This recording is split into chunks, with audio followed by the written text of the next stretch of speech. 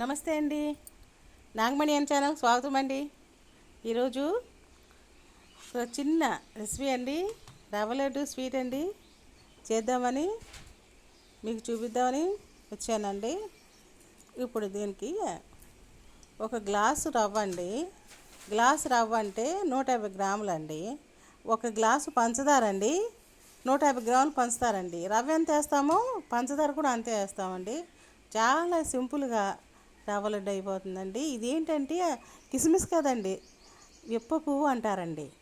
విప్ప పువ్వు అంటారు. ఈ విప్ప పువ్వుతో రవ్వ లడ్డు చేద్దామని నేను ట్రై చేశానండి. చాలా బాగా వచ్చిందండి. మీకు చూపిద్దామని నేను చేస్తున్నానండి. విప్ప పువ్వు కిస్మిస్ కన్నా చాలా బాగుంటుందండి. చాలా ఉపయోగాలు ఉన్న విప్ప పువ్వు అండి. అది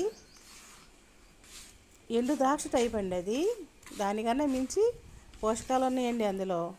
అలా రవ్వ, పంచదార, విప్ప పువ్వు కలుపుకోవాలండి. కలిపిన తర్వాత కొద్దిగా పాలు పోయాలండి. 100 గ్రాముల పాలు అయితే సరిపోతాయండి. మనకు వచ్చి 150 గ్రాములు రవ్వ, బొంబాయి రవ్వ కాస్త వేపి ఒక స్పూన్ నెయ్యి వేసి వేపి తీసుకొచ్చానండి.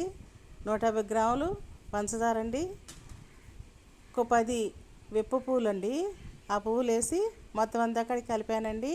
ఇప్పుడు ఒక 100 గ్రాముల పాలు పోస్తున్నానండి. 100 గ్రాముల పాలు పోసి రవ్వ లడ్డు చేస్తున్నానండి.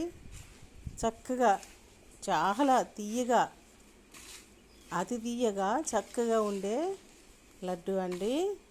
నోట్లో పెట్టుకోగానే కరిగిపోయే రవ్వ లడ్డు అండి. మీకు చేసి చూపిస్తున్నాను. చాలా బాగుంటుందండి. చాలా సింపుల్గా, చాలా ఈజీగానండి. జస్ట్ 2 మినిట్స్లో మనం చేసేయచ్చండి రవ్వ లడ్డూని. మీరు కూడా తప్పనిసరిగా చేసుకుని ఈ రుచిని ఆస్వాదించండి. ఆహా, రవ్వ లడ్డు చాలా బాగుంది అంటారండి. చూడండి మీరు కూడా ఒక్కసారి. మొత్తం అంతా కూడా నేను కలుపుతానండి.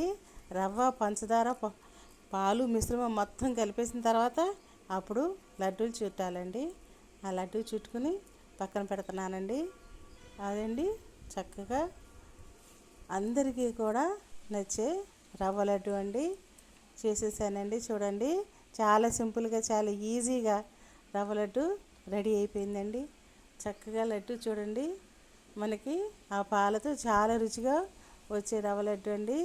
ఈజీగా, సింపుల్గా చేసుకోవచ్చండి. ప్లీజ్ సబ్స్క్రైబ్ అండి నా ఛానల్. ప్లీజ్ లైక్ అండి. ఓకేనండి, ఉంటానండి.